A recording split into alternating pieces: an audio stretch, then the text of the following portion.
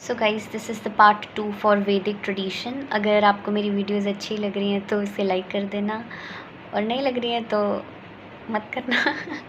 So anyways, अभी मैं उपनिषद के बारे में बात करने वाली थी। तो 108 उपनिषद हैं, जिसमें से 13 जो है वो प्रिंसिपल हैं। और उपनिषद में बेसिकली क्या चीज़ें डिस्कस की गई हैं, फ़िलॉसफिकली इंटरप्रेट किया गया है। हमारी जो सेक्रिफिशियल रिचुअल्स हैं उनको किया गया है, body, universe, and it is mostly associated with the concept of आत्मा एंड ब्राह्मण। अब देखिए, वेदास जो है उसमें बहुत सारी रिसेंशंस हैं। रिसेंशंस क्या होती है? अमेंडमेंट होना समय के साथ साथ, तो इसमें बहुत सारी रिसेंशंस हैं।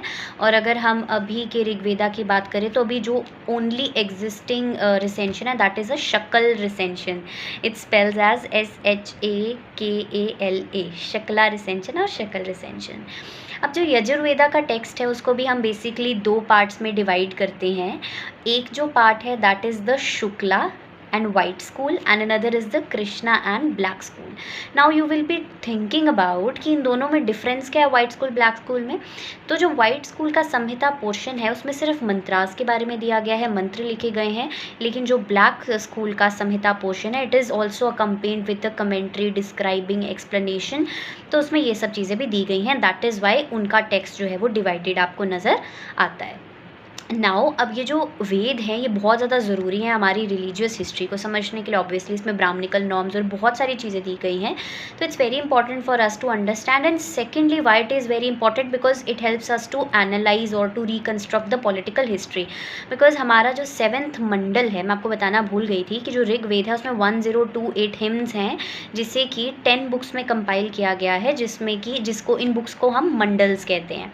और उसमें से सेकेंड से लेके जो 7वां मंडल है इसे ओल्डेस्ट मंडल्स कहा जाता है।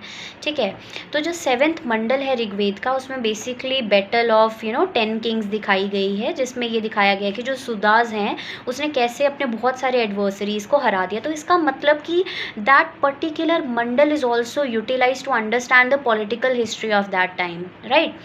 अब वेदास जो है ये कल्चर को स्टडी करने के लिए भी बहुत ज़्यादा यूजफुल सोर्स हैं। But the point is this कि आप ब्राह्मणिकल नॉर्म समझ लिया, ब्राह्मणिकल सिस्टम समझ लिया, but the point here is this कि वेदा को हम as a source of history क्यों नहीं यूज़ कर पा रहे हैं। द रीज़न इज़ दिस कि हमारे पास उन वेदा के कंपाइलेशन का एक्चुअल टाइम पीरियड नहीं है, जो कि एक बेसिक सबसे बड़ी हिंड्रेंस बन जाती है कि हम उसको as a source to understand the history utilize नहीं कर सकते।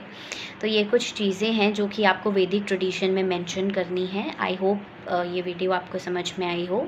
एंड अगर आपको वीडियो यूज़फुल लगी तो लाइक कर दो, और नहीं लगी तो भी कर दो। अच्छा चलो, नहीं करो। Thank you, bye bye.